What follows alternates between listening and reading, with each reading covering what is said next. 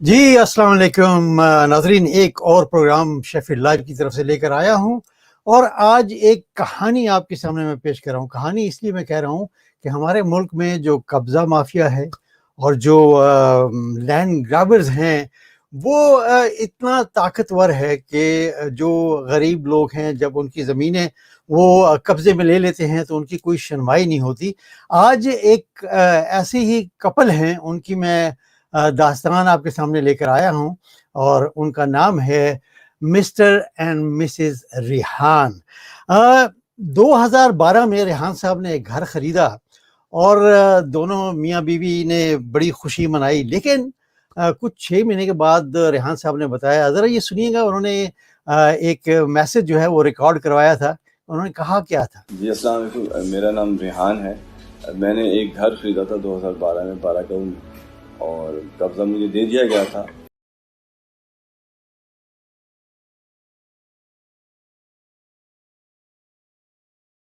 जो है वो इनको दे दिया गया था, लेकिन फिर क्या हुआ, ये हम कहानी जो है आज इन्हीं की ज़बानी सुनेंगे।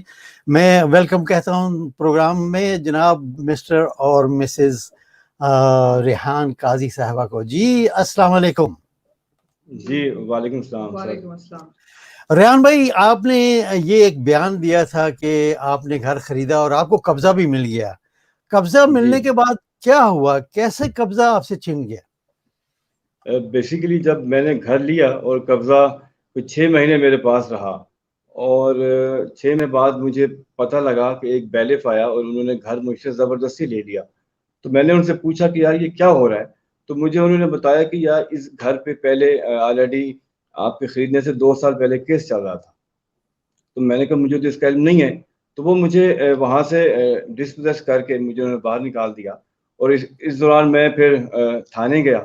उनसे मैंने सारी बात बताई, तो उन्होंने मुझे कहा कि आपने जिनसे घर खरीदा है आप उनसे बात करें।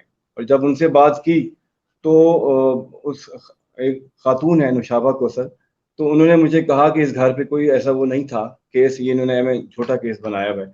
तो मैंने कहा कि ये आपका फैमिली मैटर है, आप खुद इनको सॉल्व करें, तो मुझे जो मेरे पैसे दे दें और आप जो हैं वो अपना केस खुद देखें।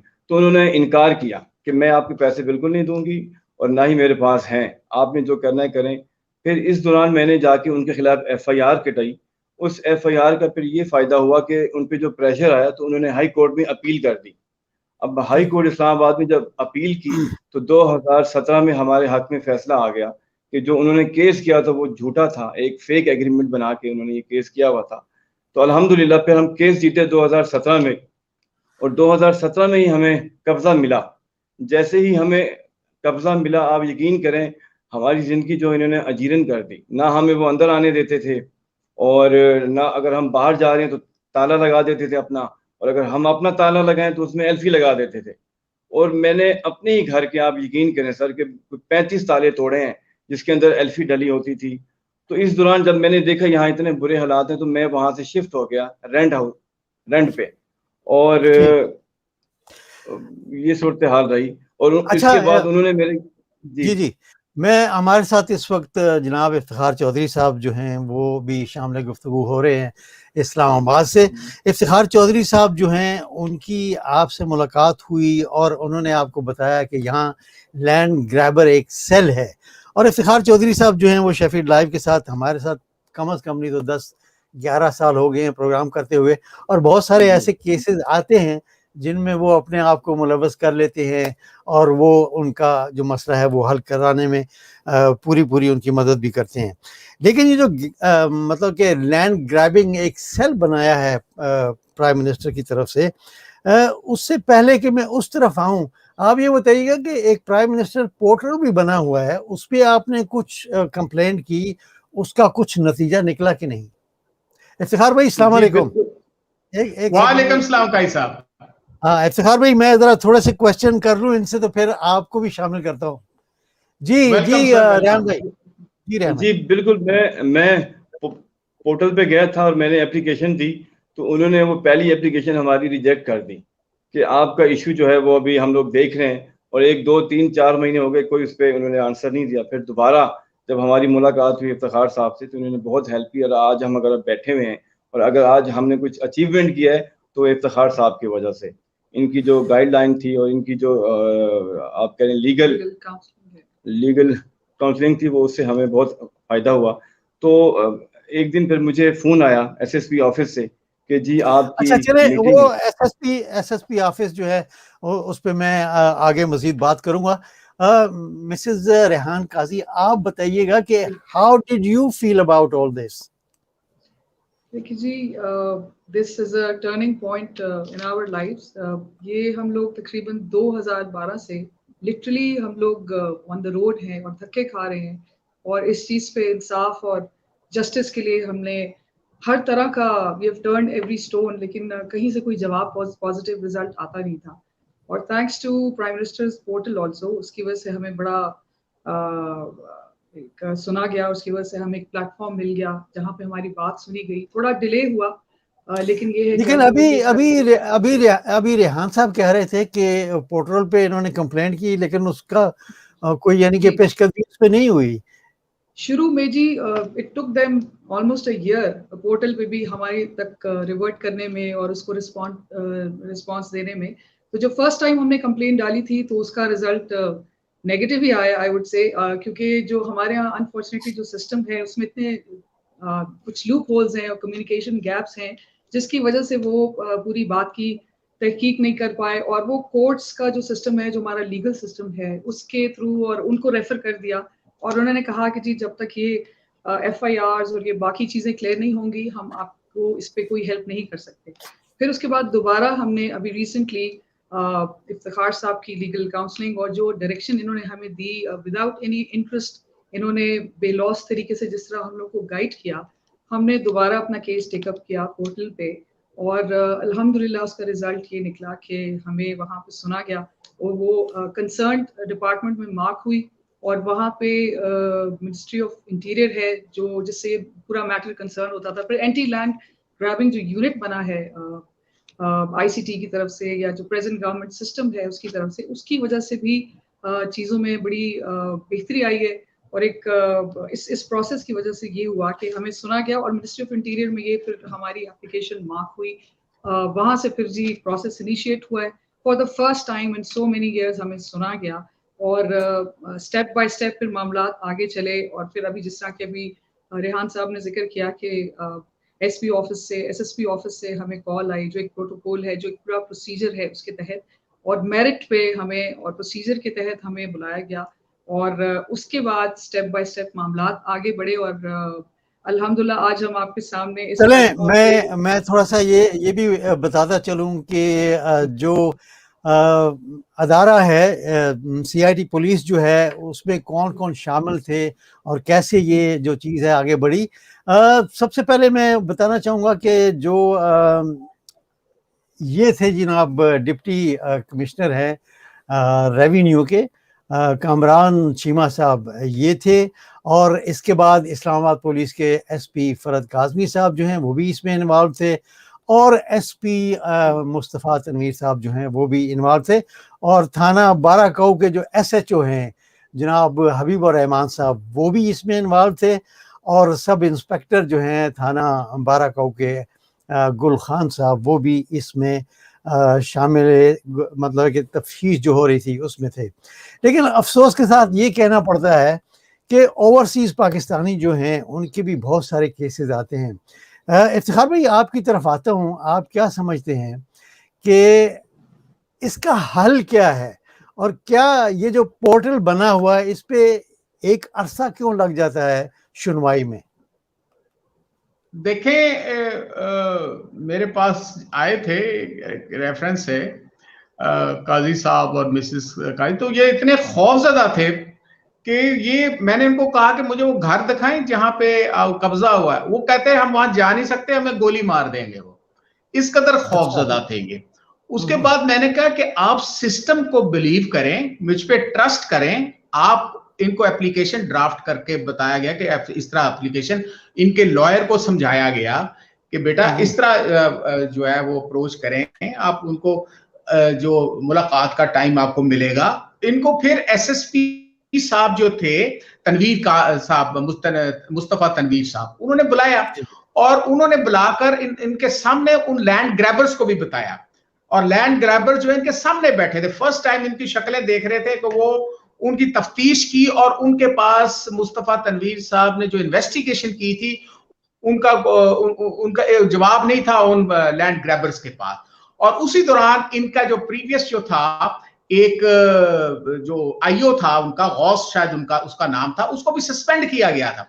उसके बाद उन्होंने कहा आपका जो केस है वो हम ट्रांसफर कर रहे हैं एंटी लैंड ग्रैबिंग सेल पे, तो वो उधर वो जाएगा। फिर इनको बुलाया गया, काजमी साहब जो हैं एसपी, बड़े प्रोफेशनल आदमी हैं, और उनके साथ एडिशनल डिप्टी कमिश्नर हैं कामरान चीमा साहब, उन दोनों ने इन्वेस्टिगेट किया।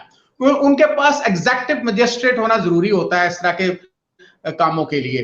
तो वो जो इन्वेस्टिगेट किया तनवीर अपना मुस्तफा साहब अपने काजमी साहब ने और चीमा साहब ने, दोनों ने, और लैंड ग्रैबर्स को सामने बुलाया गया। और तमाम रिकॉर्ड जो था, ये लोग जो थे इन्होंने बैलफ लिया था, यानी हाई कोर्ट से इन्होंने बैलफ लिया, बैलफ के बावजूद का इनके हैंड ओवर हो गया। उसके बाद उन्होंने घर पर कब्जा किया, फायरिंग हुई, सब कुछ, क्योंकि ये मुख्तसर बात नहीं, काफी लंबी है, लेकिन मैं चंद बातें आपसे कर रहा हूं। और बकायदा उस घर के बाहर उन्होंने चौंतरा हाउस लिख दिया, और लिखने के मतलब ये था, वो चौंतरा एक बहुत मशहूर जो मुस्लिम लीग नून के एक एमएनए है, उनका रेफरेंस दिया जाने लगा कि ये उनके लोग हैं, हालांकि शायद उसको पता भी ना हो कि यार ये मेरा नाम लिया जा रहा है। फिर जब दोनों ने इन्वेस्टिगेट किया तो उन्होंने, यानी चीमा साहब ने और काजमी साहब ने, फरद काजमी साहब, उन्होंने जनाब प्रोफेशनली मेरिट पर काम किया, और मेरिट पर काम करने के बाद उन्होंने ऑर्डर किया कि आप इन 4 लैंड ग्रैबर्स पर एफआईआर दें। तो उन चारों लैंड ग्रैबर्स पर उन्होंने एफआईआर दी, और आपके सामने वो हथकड़ी लगी हुए वो नजर भी आ रहे होंगे आपको, कि वो उनको फिर कोर्ट ने उनकी एफआईआर अपना उनकी जो बेल है वो कैंसिल की। वो 15 दिन फिर रह कर आए उधर अडियाला जेल में, और उसके बाद फिर उन्होंने एप्लीकेशन दी।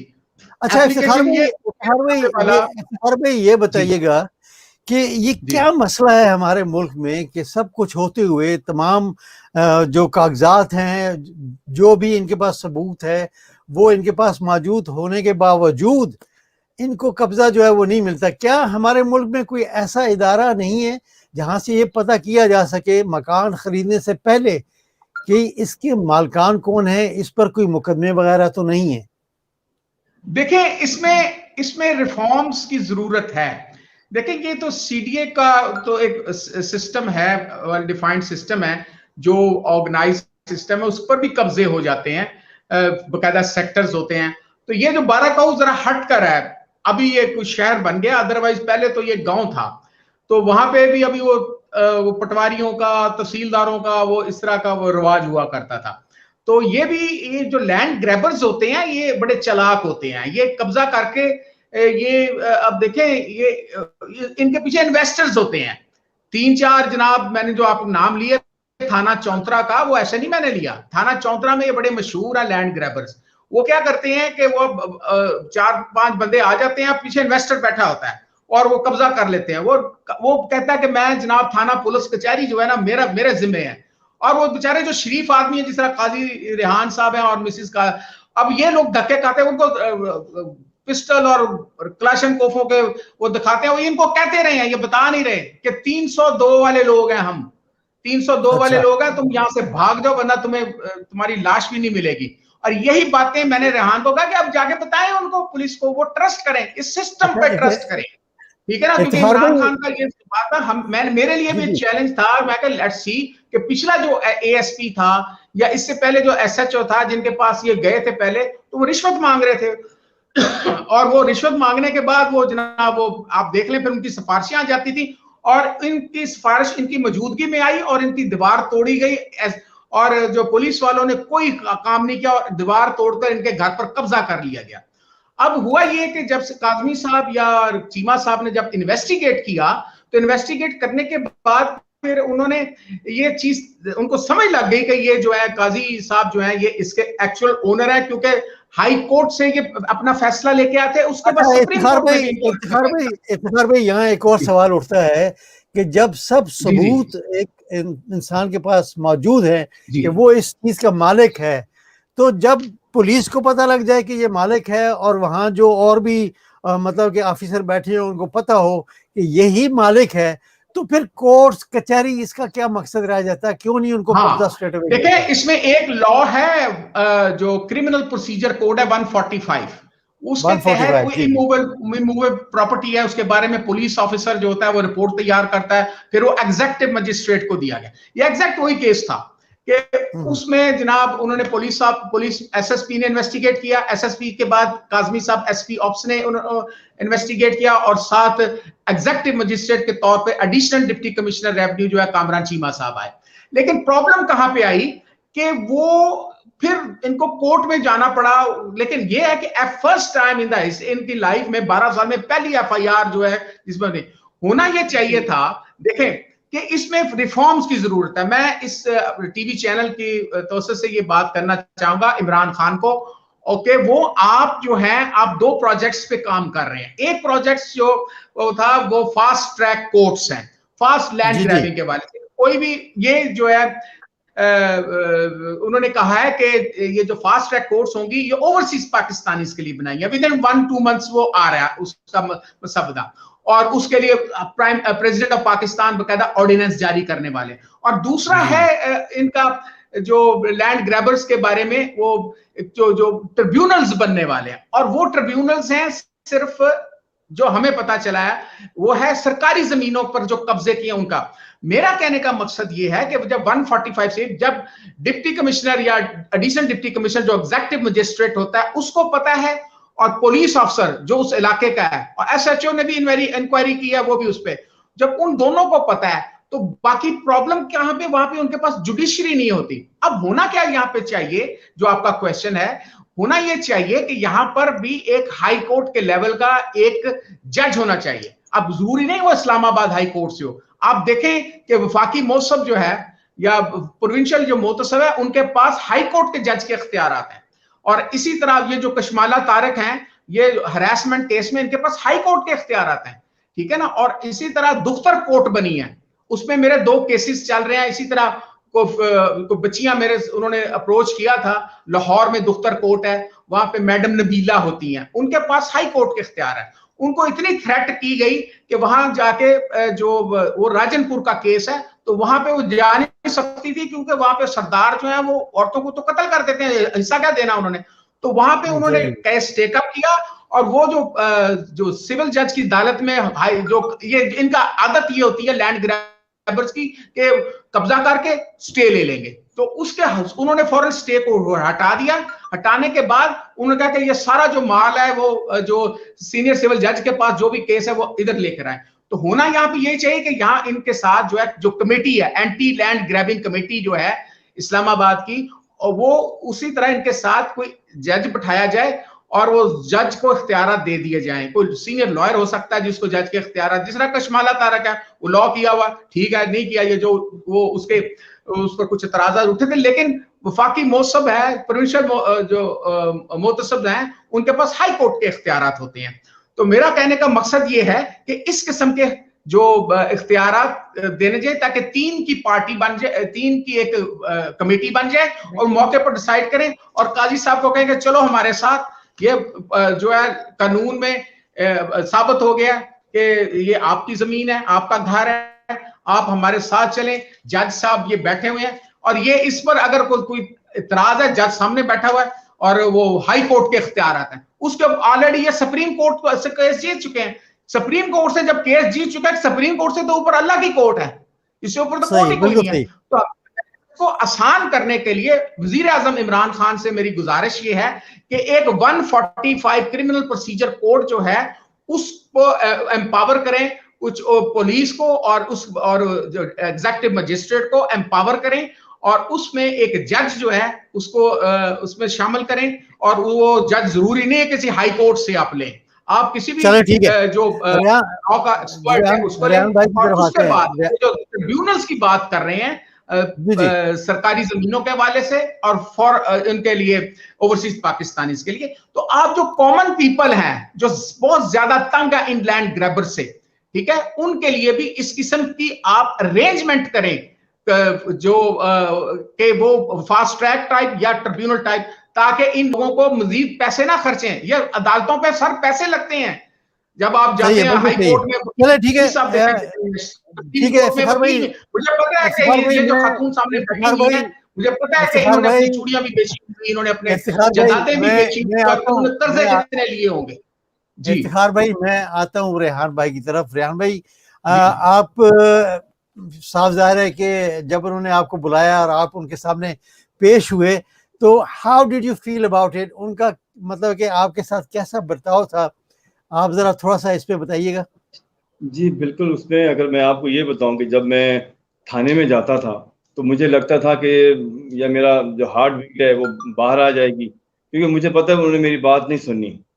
ये फर्स्ट टाइम हुआ है कि जब मैं वहाँ गया हूँ तो बिल्कुल एक फैमिली वाला माहौल था, बहुत प्यार से उन्होंने बात की, उन्होंने डॉक्यूमेंट देखे और उन्होंने मुझे पूरी तसल्ली दी कि आपके साथ इंसाफ होगा अगर आप हक और सच पे हों। तो अल्हम्दुलिल्लाह जो उन्होंने डॉक्यूमेंट देखे तो मुझे तो इतना कॉन्फिडेंस पैदा हो गया मेरे अंदर कि मैंने कहा ये तो हो ही नहीं सकता पाकिस्तान में इस तरह का। तो ये इतने ऑनेस्ट ऑफिसर्स हैं और इतना अच्छा बिहेव था कि मुझे तो था कि मुझे डेली बुलाएं और मैं जाऊं इनके पास और इनको सारा अपना जो है किस्सा बताऊं। तो अल्हम्दुलिल्लाह उन्होंने जब डॉक्यूमेंट देखे, उनको भी बुलाया, तो उनके पास कोई ऐसा प्रूफ था ही नहीं जिससे वो कोई बात कर सकते। तो उन्होंने मुझे कहा कि डेफिनेटली घर आपका है, तो हम जो है इनके खिलाफ एफआईआर काटने लगे। तो ये फर्स्ट टाइम, पहली बार जो मैं पिछले 2-4 साल से कोशिश कर रहा था उनके खिलाफ ये एफआईआर कटाने की कि जी मुझे जान से मारने की धमकियां, मुझे किसी वक्त भी कोई नुकसान हो सकता है, थाने वालों ने एक नहीं सुनी। और आज ये है कि पुलिस खुद कह रही है कि आप हक और सच पे हैं, आपके घर पे कब्जा हुआ है, तो डेफिनेटली ये लैंड ग्रैबर्स हैं, इनके खिलाफ इस सब के पीछे आप क्या समझते हैं कि कौन है कि इस तरह का बिहेवियर जो है वो आपके साथ उन्होंने मतलब कि किया है? मेरे ख्याल में ये जो एक लीडरशिप है ना, ऑनेस्ट लीडरशिप, इमरान खान की मैं बात करूंगा, वो जो एक बात करते थे अपने विजन की कि मैं इस मुल्क में जो इस तरह की चीजें हैं जो एक आम आवाम के लिए बेहतर होगा वो काम करूंगा। मेरे ख्याल में ये इमरान खान साहब का विजन है और उनकी ही सारी ये मेरे ख्याल में, और ऐसे लोग भी पाकिस्तान में हैं जो ऑनेस्ट हैं और अच्छा काम करना चाहते हैं, जिस तरह एसएसपी साहब हैं, मुस्तफा कमाल काजमी साहब हैं और कामरान चीमा साहब हैं।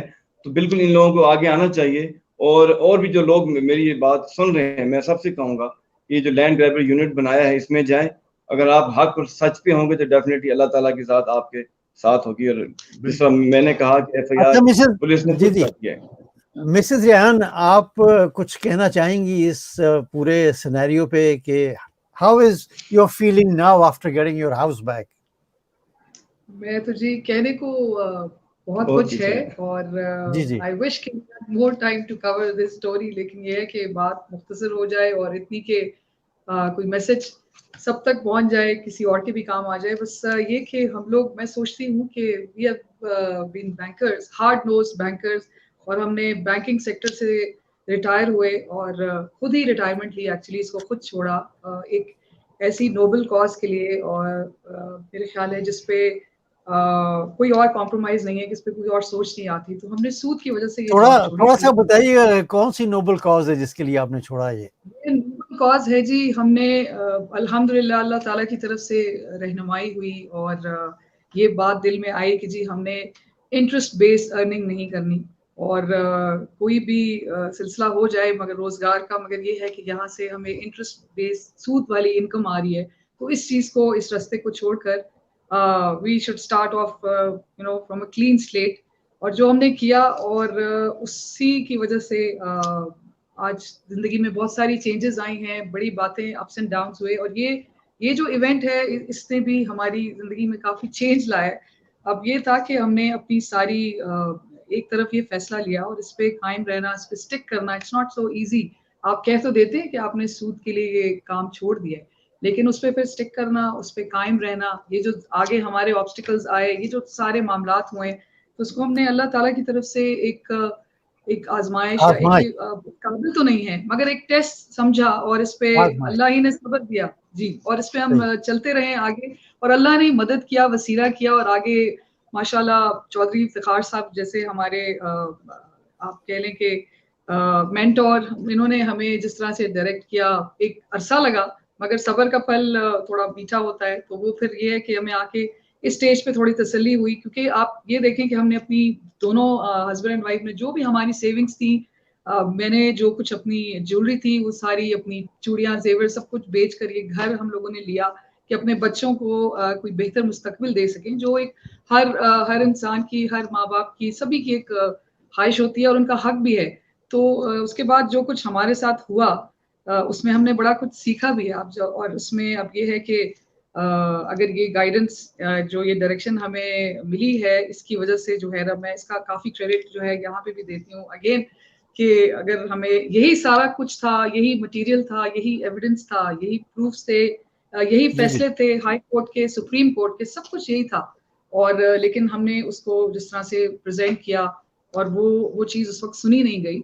और फिर ये कि मेरे ख्याल है कि जो प्रेजेंट गवर्नमेंट है उसको जिस तरह से ये उन्होंने कुछ चेंजेस लाए, जो 3 इयर्स की परफॉर्मेंस है वाकई पीटीआई की, अब it has started reflecting in so many sectors, नजर आती है। और वो कहते हैं जी sky is the limit when it comes to improvement. तो अभी भी कोशिशें जारी हैं, this is not the end.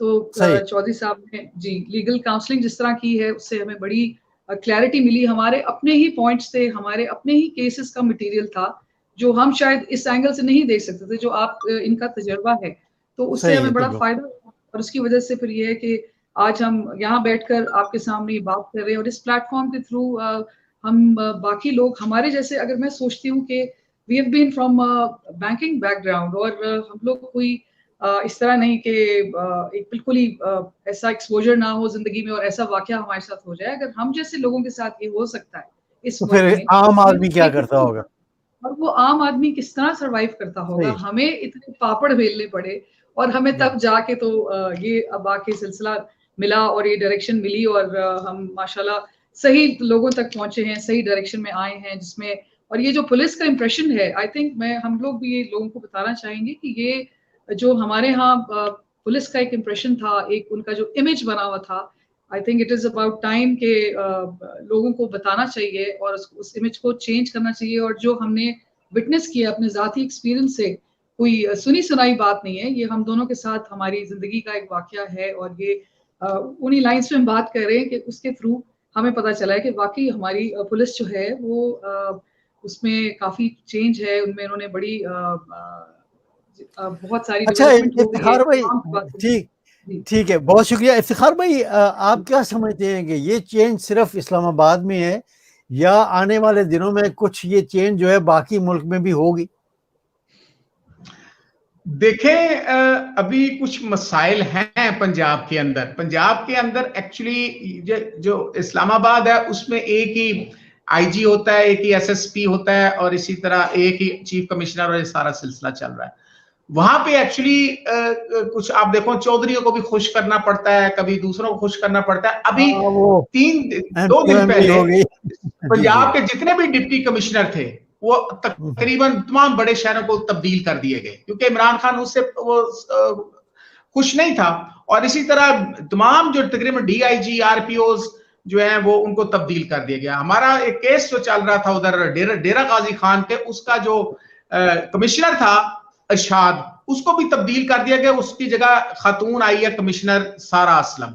तो कहने का मकसद ये, इट टेक्स टाइम, बट मैं कहता हूं कि अगर हम इस्लामाबाद को मॉडल बना दें, ठीक है ना, बल्कि कुछ लोगों ने कमेंट भी किया है कि अगर यही जो कमेटी जो सिस्टम है एंटी लैंड ग्रैबिंग का, और इसके साथ हम अगर किसी ऐसे लीगल एक्सपर्ट को जज के इख्तियारात के साथ बैठा दिया जाए तो मेरा ख्याल है, और फिर दूसरा इसको डिजिटलाइज कर दिया जाए, क्योंकि डिजिटलाइजेशन एक ऐसी चीज होती है कि आप काजी रिहान का पूछना जाए कंप्यूटर में बैठ कर देखो कि यार ये वाला घर किसका है, तो किसी को जरूरत ही नहीं होती। अब लंदन में आप बैठे हुए इस वक्त, आप लंदन में तो ये है कि यहाँ लैंड रजिस्ट्री है। अगर आप कोई घर खरीद रहे हैं तो वैसे तो थ्रू वकील खरीदा जाता है यहाँ पे, और वकील जो है आपका वो पूरी इंक्वायरी करता है कि ये किसका घर है, इस पे कोई केस तो नहीं, कोई मॉर्गेज तो नहीं है, ये सारी चीजें जो है ना ये यहाँ पर पहले इन्वेस्टिगेट हो जाती हैं। काश कि हमारे मुल्क में भी ऐसा ही हो। जी। मेरा कहने का मकसद ये है कि जब डिजिटलाइजेशन होगा उसमें majority of the cases of land grabbing, और इसमें लैंड ग्रैबिंग में इसकी अगर थोड़ी सी आप प्रोब करें तो उसके पीछे पॉलिटिकल एलिमेंट्स निकलते हैं। मैंने जो केस जो राजनपुर का कर रहा हूं उसमें पीटीआई के एमएनए और एमपीए वगैरह हैं, और उसमें एक बच्चा था असिस्टेंट कमिश्नर आबिद लगारी, और एक उससे पहले एक रहीम यार खान भी बची थी assistant, she is now additional deputy commissioner Hira Rizwan, बल्कि वो उस पर हमने प्रोग्राम भी किया था, आपको याद होगा, लैंड ग्रैबिंग पर, और उस पर वो काफी ले दे हुई थी पंजाब के अंदर। लेकिन ये एक जो एग्जांपल है, देखें जब काजी साहब मेरे पास आए थे तो मैंने कहा यार आप इस सिस्टम पे ट्रस्ट करके देखें इमरान खान के इस दौर में, तो ये थाने जाएं। ये कहते मेरा दिल बंद होता है, थाने वालों ने अगर पकड़कर मुझे बंद कर दिया या कोई और पर्चा डाल दिया मैं क्या करूं, मुझे गोली मार दी मैं क्या करूं। मैं कहा जी आप इफ्तिखार भाई ये गलत नहीं, ये तनवीर के पास गए, उसको उनको मैं लीगल एडवाइस भी दिया, मैं कहा अपना केस बने, आप सच बोलें, और वो जो पुलिस होती है। जी जी चले इफ्तिखार भाई, जो इनका एक्सपीरियंस है ना, I have seen it with my own eyes कि it is a very bad experience going to थाना, एंड आई होप कि जो मैं देख रहा हूँ या सुन रहा हूँ अभी, काश के हर थाने में ऐसे ही माहौल हो, जब किसी को बुलाया जाए उस पर तशद्दुद ना हो। नहीं मेरा देखिए, एक तो ये बात की है ना इन्होंने काजी साहब ने लीडरशिप के वाले से, देखिए एक लीडरशिप है, ऊपर प्राइम मिनिस्टर जो है वो उससे 100 गलतियां होती होंगी, वो 3 साल का दौर आ गया, ये हो गया, उसने ये कर दिया वो कर दिया, लेकिन वो करप्ट नहीं है। पहली एक बात आपको समझा, बिल्कुल क्लियर कर दूं। और जब वो ऊपर से जब आपको फीडबैक आती है नीचे, जब वो ट्रिकल डाउन करता हुआ नीचे आता है, तो नीचे भी फिर जो एनकरेजमेंट में होती है, जो ऑनेस्ट ऑफिसर्स होते हैं, जो प्रोफेशनल्स होते हैं, वो ऑनेस्ट ऑफिसर जो होते हैं, वो फिर वो खुल्लम खुला जो आके वो कर रहे हैं। मैं आपको शर्तिया बता रहा हूं कि पुलिस वालों ने इनको बताया नहीं है कि इनके खिलाफ जो दूसरे जो लोग हैं मुखालिफ, जो लैंड ग्रैबर्स हैं, उन्होंने पता नहीं किन किन पॉलिटिशियंस और सरकारी अफसरों के टेलीफोन करवाए हैं। और ये इनको मैंने कहा था, मैंने आपको कोई टेलीफोन, बल्कि कोई टेलीफोन ना आपके लिए करना है ना किसी से करना है, आप इस सिस्टम पे ट्रस्ट करें और यू विल सी कि डिविडेंड पे होगा। आपको प्रेजेंट करना, जो केस को प्रेजेंट करना आना चाहिए। To hell with your liar, liar तो इनको 12 साल से खा रहे हैं, इनको पता नहीं वो चूड़ियां बेच रहे हैं। मैंने वैसे कोई फीस नहीं ली, चाय पी है मैंने आपसे, वैसे सॉरी। वो चलो ठीक है, भाई है छोटे, वो इन्होंने कहा ना वो चूड़ियां बेची हैं, तो मैं कहती वो मेरे दोनों सिकंदर आजम में दोनों हाथ खाली हैं, तो ये क्योंकि छोटे भाई हैं। और भाई मैं सिर्फ इतना बता रहा हूं कि ये जो है ये सिस्टम पे ट्रस्ट करें ना, और ये इंशाल्लाह ताला अल्लाह ताला इनकी हेल्प करेगा, इनकी हेल्प की। अब मेरा सिर्फ एक दुआ है इनके लिए कि आप इस स्टेज पे पहुंच चुके हैं कि वो घर इनके नाम ट्रांसफर करें या इनको दें, ट्रांसफर तो है ही नहीं, है ही इनके नाम है, तो इनको इनके हवाले करें। और पुलिस अथॉरिटीज और जो एग्जीक्यूटिव मजिस्ट्रेट हैं अपना चीमा साहब, वो जो है वो इनके हवाले करें, क्योंकि अब चीज तय हो गई है। अब वो बेल करा के आए, उनको 10 साल कैद हो जाएगी। आज उनको बता दिया गया, आज उन्होंने एप्लीकेशन दी थी कि जनाब हमारे साथ ज्यादती हुई है मुखालिफ पार्टी ने। उन्होंने कहा जी कोई ज्यादती नहीं हुई, आप लोगों ने 2 नंबरी की है और आप लैंड ग्रैबर्स हैं। फिर इनको भी बुलाया, इनको भी आज बुलाया और इनको भी ये कहा कि जनाब ये केस आपका है, और ये सिर्फ इसलिए नहीं है कि आप शक्ल से शरीफ आदमी लगते, इसलिए कि आपका केस मेरिट पर है और आप हक पर है।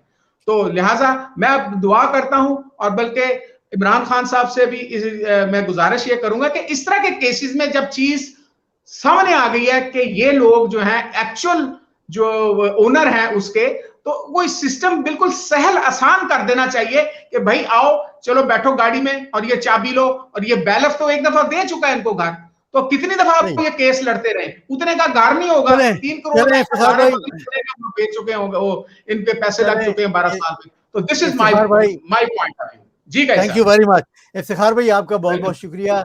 और मिस्टर एंड मिसेस रेहान, आपका बहुत बहुत शुक्रिया कि आपने अपनी जो ये दर्द भरी कहानी पिछले 8-9 साल से चली आ रही है वो हमारे साथ शेयर की, और हमें उम्मीद है कि आपके आगे जो आने वाले मामलात हैं वो इसी तरह, जिस तरह ये पुलिस ने बिहेव किया है आपके साथ, इसी तरह वो भी करेंगे और आपके मामलात जो है वो हल होते जाएंगे। आपका बहुत बहुत शुक्रिया, thank you very much. Thank you जी, अल्लाह हाफिज जी, बहुत बहुत शुक्रिया, थैंक यू वेरी मच जी। इफ्तिखार भाई, आपका भी बहुत बहुत शुक्रिया, थैंक यू वेरी मच, और इंशाल्लाह आइंदा किसी प्रोग्राम में ज़रूर आपसे मुलाकात होगी। Very kind of you, thank you very much. Welcome Allah sir, हाफिज़ जी, वेलकम। बहुत अल्लाह बहुत हाफिज। शुक्रिया, अल्लाह हाफिज़ जी। और यही था आज का प्रोग्राम, और बड़े कहीं खुशी की बात भी होती है, कहीं थोड़ा गम भी आता है। गम तो आता रहा है इतने अरसे से कि हमारी पुलिस जो है उसका कैसा बिहेवियर है, लेकिन ये हमारे साथ सामने एक कपल जो है वो आए हैं और इन्होंने कहा है कि जी हमारे साथ पुलिस ने बहुत अच्छा बर्ताव किया है। काश हमारे पूरे मुल्क में जो पुलिस है उसका बर्ताव इसी तरह हो, जो भी कंप्लेन लेकर आए। मुझे अगले प्रोग्राम तक इजाज़त दीजिएगा, अपनी दुआओं में बहुत सारा याद रखिएगा। अल्लाह हाफिज़।